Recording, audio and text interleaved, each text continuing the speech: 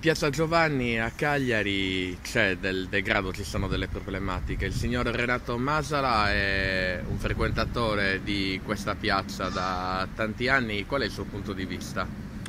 Ripeto, scarseggia la manutenzione, ci sono piastrelle rotte dovunque, la fontana che c'è là dietro fa schifo perché è tutta rovinata e nessuno si preoccupa di rimetterla a posto. E basta, il problema è questo. Poi c'è questa costruzione qua dietro, non capisco perché l'abbiano chiusa questa cosa, se è pericolante o si butta giù e si rimette a nuovo e si dà lo spazio ai cittadini che la frequentano. Ecco, lei frequenta Piazza Giovanni da molti anni e Da molti abitualmente anche?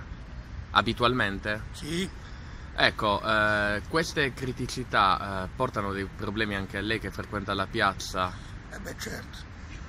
Se piove magari mi voglio riparare sotto la copertura, non lo posso fare perché è recintata.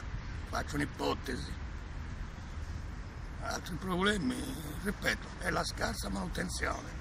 Invece di mettere le solite transenne, ci vuole poco a cambiare una mattonella o a cambiare una griglia delle caditoie. Non è che ci voglia molto tempo. Basta la volontà di farlo, secondo me. Poi, Con rispetto agli anni passati, Piazza Giovanni ha comunque subito un restyling, adesso ci sono sì delle criticità, quindi lei che messaggio si sente di lanciare al comune? cosa potrei dire?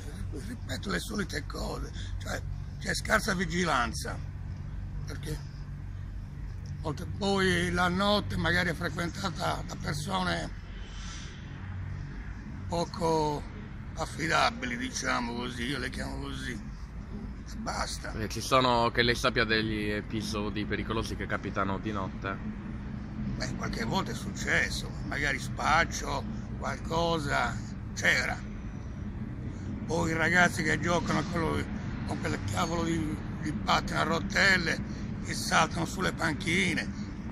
Basta vedere, molte volte ci sono i gradini rovinati. È tutto lì il discorso.